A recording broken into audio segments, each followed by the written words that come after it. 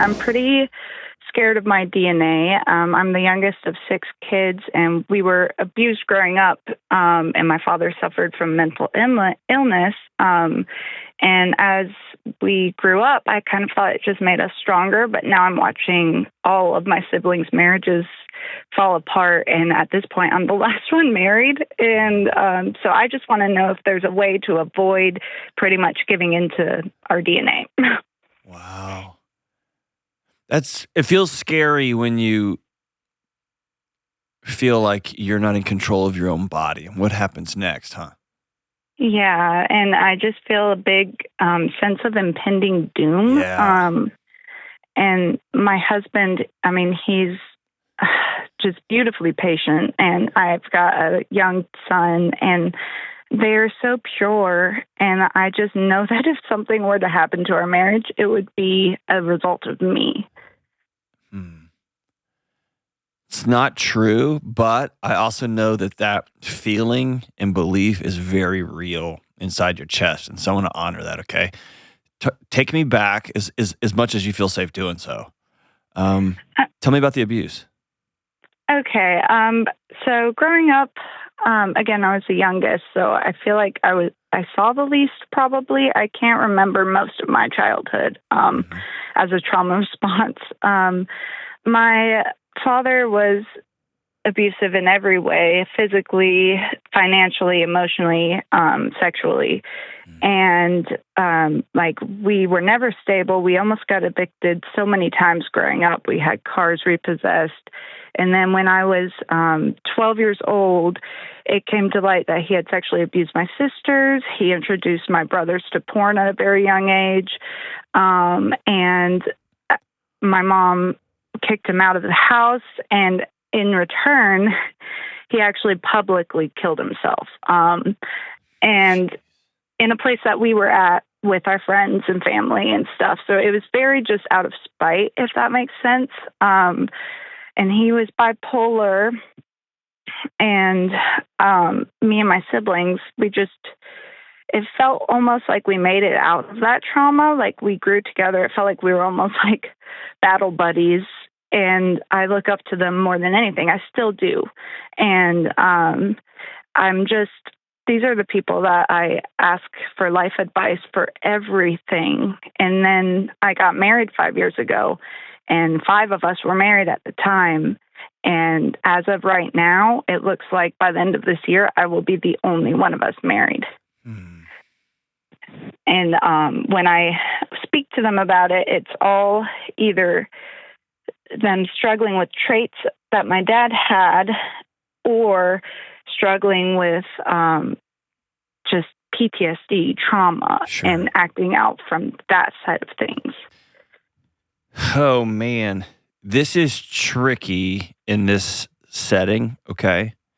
So before I start, and there's a couple of reasons why, because to get to the root of a couple of things, I'm going to have to make everybody uncomfortable, okay? And normally I would never do that if I'm sitting with you in the first time I've met you, okay? So mostly what I'm going to say is going to be something that I want you to promise me you'll go meet with a professional, okay? And this will take place over a series of weeks, if not months, okay? Okay. I'm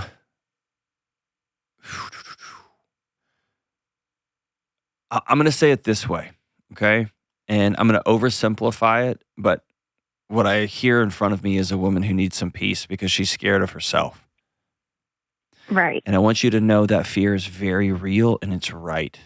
You have seen and experienced things that no child should ever see or experience, okay? Okay. I also, and this is going to sound crazy, what I'm saying right now, okay?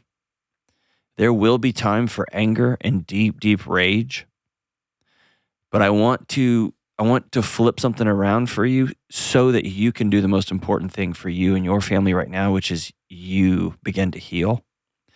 And so I want you to think of dad's suicide less about a last hurrah, screw you, middle finger to the family, and more of, how old is your little one? He's 2. Okay. Imagine if he crawled out of his tiny little race car bed and he was sick and he didn't feel good.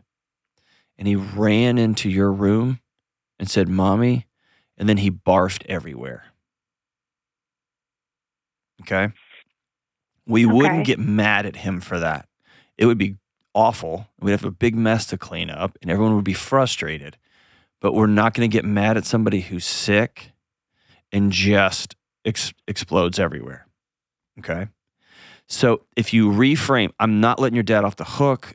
I'm not minimizing how awful it is, but what I want you to do is take that fear and that anger and exhale it and begin to say, okay, I have to look in the mirror and I have to ask myself, what am I going to do next? And constantly looping back to dad means he still has his hooks in you. Right. And so if I say, dude was sick, he wasn't well, he did some evil, awful things when he was sick. Now, as you begin to heal and you begin to stand up tall, God Almighty, yes, the rage will be right, the anger will be right, and you'll be with a professional to process that stuff. But I want, if as early as possible, to unhook him from this sense of destiny that you feel like you have, that you've been cast into, okay? Okay. Here's the second thing, and this is really scary. You and your siblings survive together, right? Your healing journey sounds like it's going to be on your own, apart from them. Yeah. And that's terrifying because you guys all banded together while y'all were floating out at sea when the ship that was supposed to carry you from childhood to adulthood sank right in front of you. And they're on a different trajectory than you are right now. And your healing in many ways will feel like abandonment. Or your great marriage will feel like a slap in their face, right? Yeah. Yeah, I get that part already. Okay. And so, and by the way, I spoke wrong. Your healing will not be alone, but it may not be with them. And that means you have to go do something that is terrifying for your nervous system. And that is go find new people to trust. Yeah. And talk to me about how scary that feels. It is scary.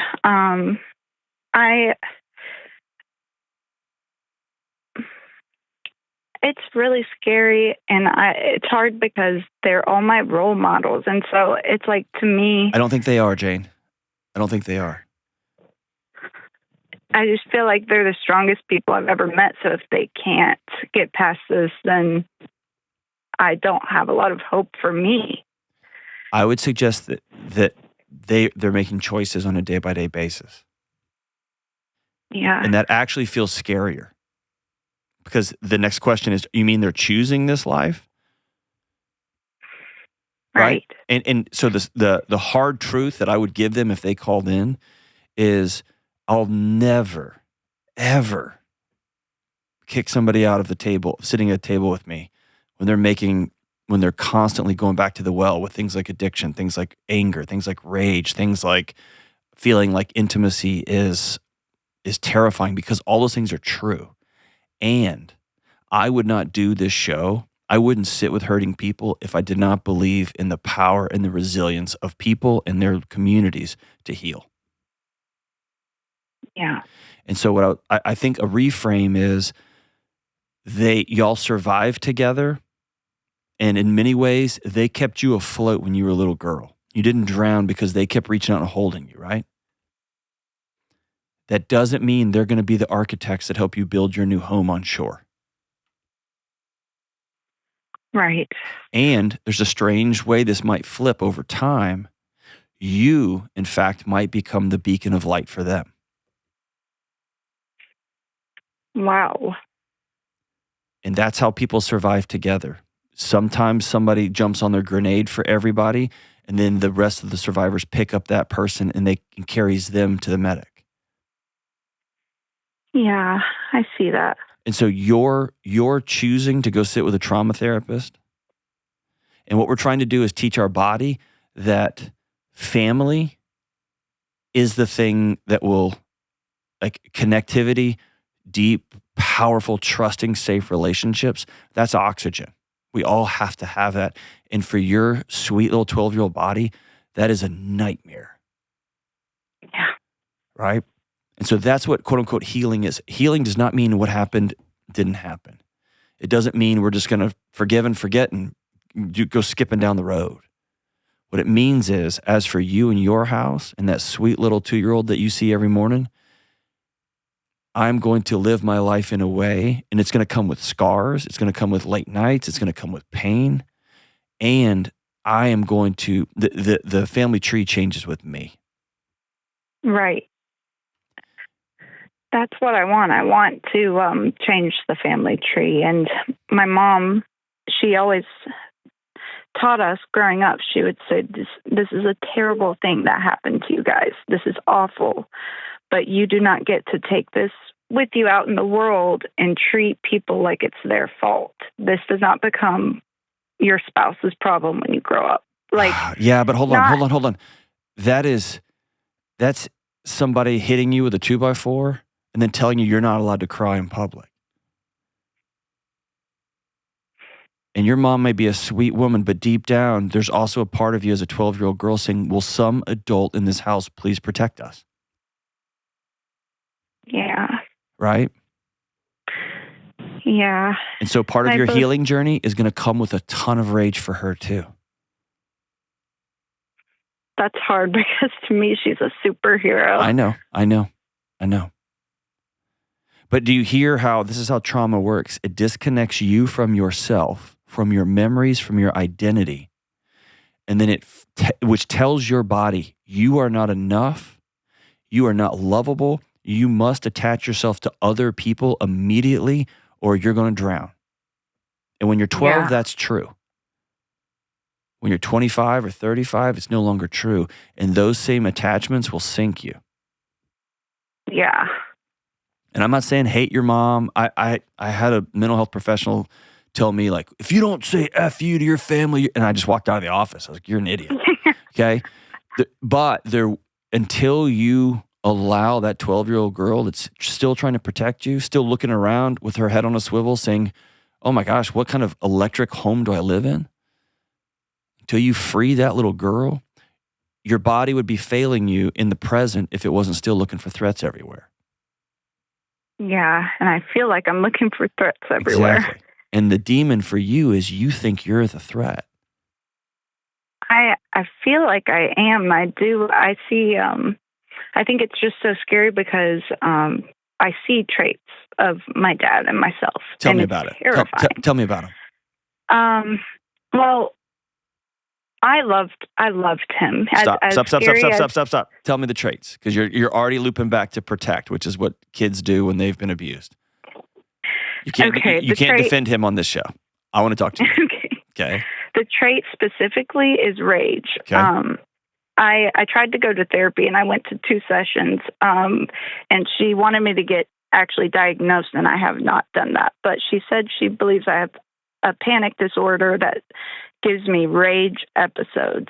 And before I had my son, I kind of coped with it by working out or, and I know this isn't a good thing, or taking like a THC gummy, and it would just chill me out. But, you know, when I feel rage, I'm with a toddler all day, and I just kind of shut down, and I'm like, why do I feel this way? And it's like, if the slightest little thing in a plan changes, specifically on my husband's part, I just get so mad inside, and I see that it's not reasonable, and I still feel that way. Jane, your body is working perfectly.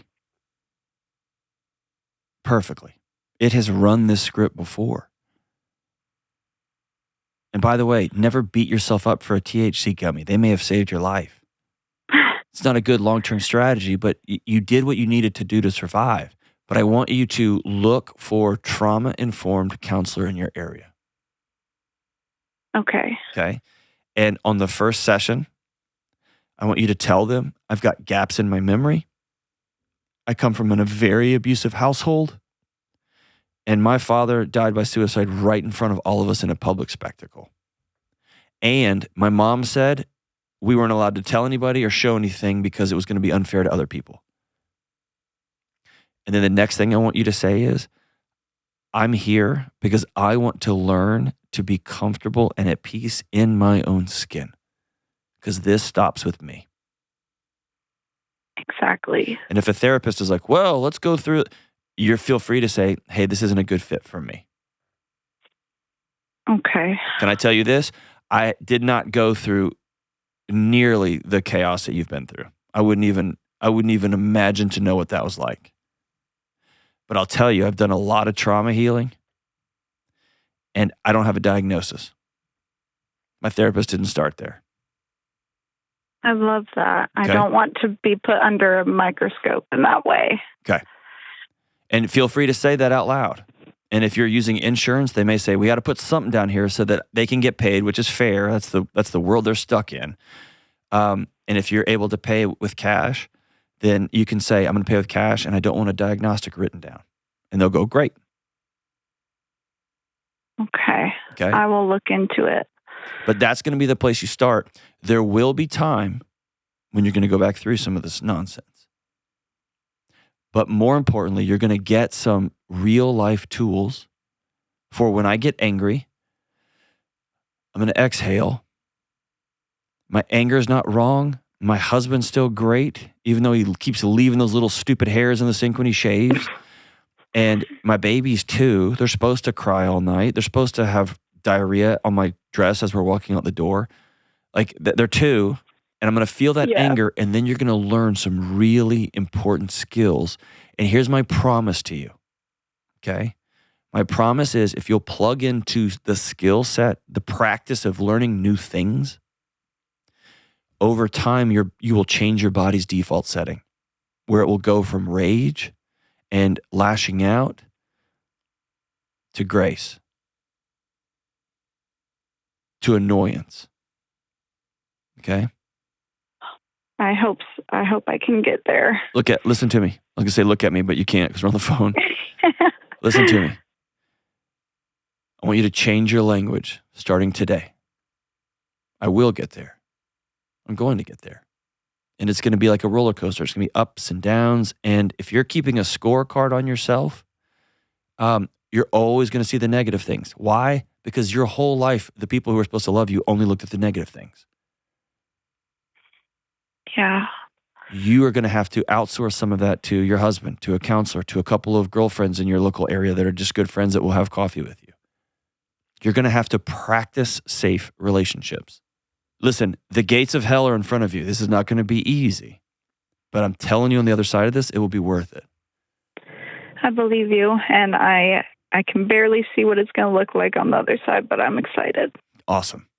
Here's the last thing I'll tell you. When I put my head down on my pillow last night, guess how long it took me to fall asleep? Less than a minute. Like, really? And that's what I'm telling you. I promise you healing is on the other side of this. Wow. It takes me like an hour and a half. I know. Because closing your eyes isn't safe. The people who love you aren't safe. And that's your body working exactly as it was raised to act. Wow. Thank you. Cool? Cool. You absolutely lifted my spirits today. I love talking to brave, powerful people who are standing at the threshold of what's going to be a really tough journey, whether it's dealing with trauma, whether it's losing weight, whether it's dealing with whatever's in front of you, and saying, I am worth being well. I'm worth the hell it's gonna cost for peace, for me, and for everybody who comes after me.